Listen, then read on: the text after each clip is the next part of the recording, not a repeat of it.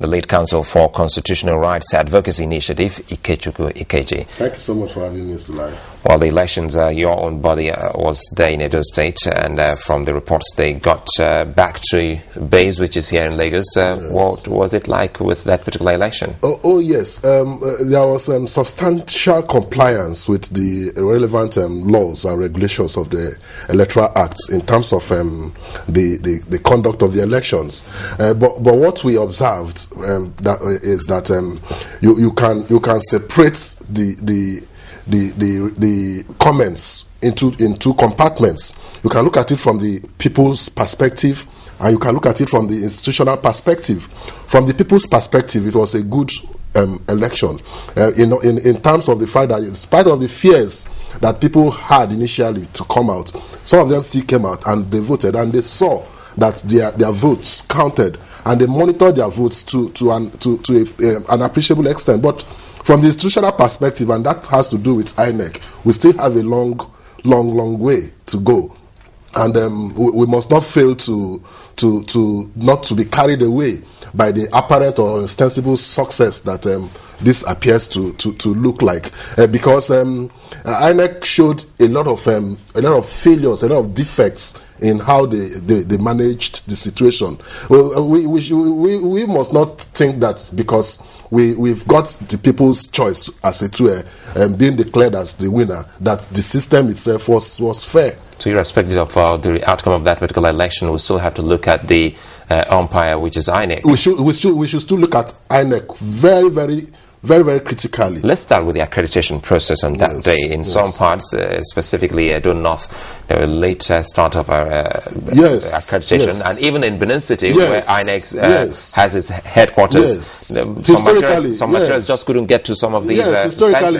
Historically, Auchi has had those kinds of problems of late arrival of materials. But this time around, Auchi being within the zone that produced the ACN candidate ought to have some forms of proactiveness in reaction. I mean, in election materials arriving. But the same story happened. We saw late arrival of election materials, and the governor himself came out to criticize the situation. And even in Benin City, where the headquarters of INEC is, you find out that there were very disturbing reports of discrepancies, late arrival of materials, and even in some situations, like in Iyamu Primary School, for example, where voters register came, you discover that the voters register was a fake register. Dr. Ishmael Igbani had to go there, look at the voters register, acknowledged that it was a fake voters register, and said that he was going back to the INEC office to confirm or cross-check exactly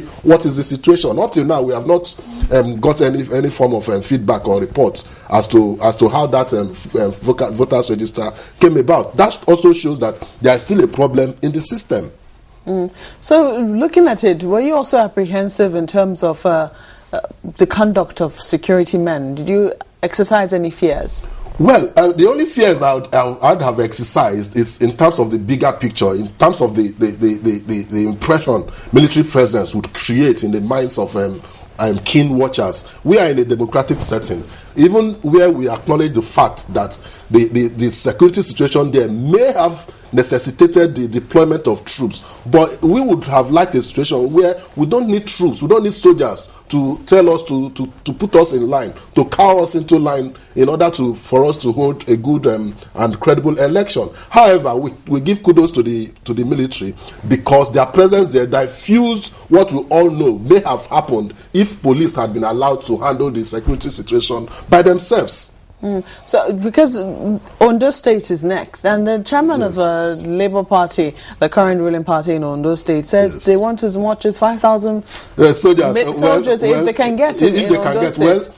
Because of precedents, from what has happened, we've seen that because of the presence of soldiers, it was difficult for violence or, in fact, ballot box snatching to take place. So, if soldiers can come and help the situation, fine and good. But we ought to start thinking of a situation where we don't need soldiers. In civilized climate, where we are all prospecting to be like, we don't see them deploy soldiers to the streets during elections. It should be a psychological thing. It should be something that is part of our nature, part of our life, part of our system, that voting should be conducted in a civilized manner. However, Nigeria being what it is, maybe we can still allude to the fact that soldiers are still a necessary, if even an evil part of the process. Why do you think that there is this lack of confidence, as it were, in the police?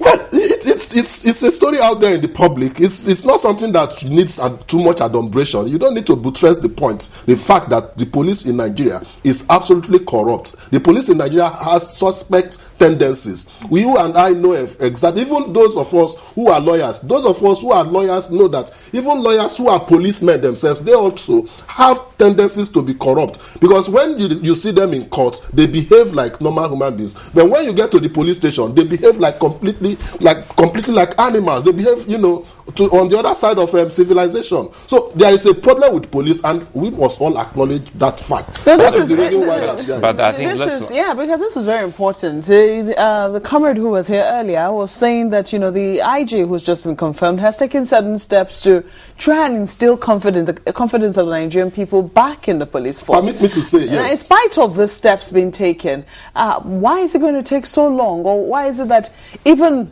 the changing of, say, the area commander and the DPO and the DPOs and all of that still cannot instill confidence in the Nigerian police force? Like I always say, when you have been subject to several incidences that occur on the same platform, it becomes part of you. You become scared that in spite of all assurances, or in spite of, in fact, clear actions to the contrary, you still have remnants of that fear about what had happened to you in the past. In spite of the reassurances, in spite of the apparent actions of the Inspector General of Police, however genuine, however good intended that they are, we have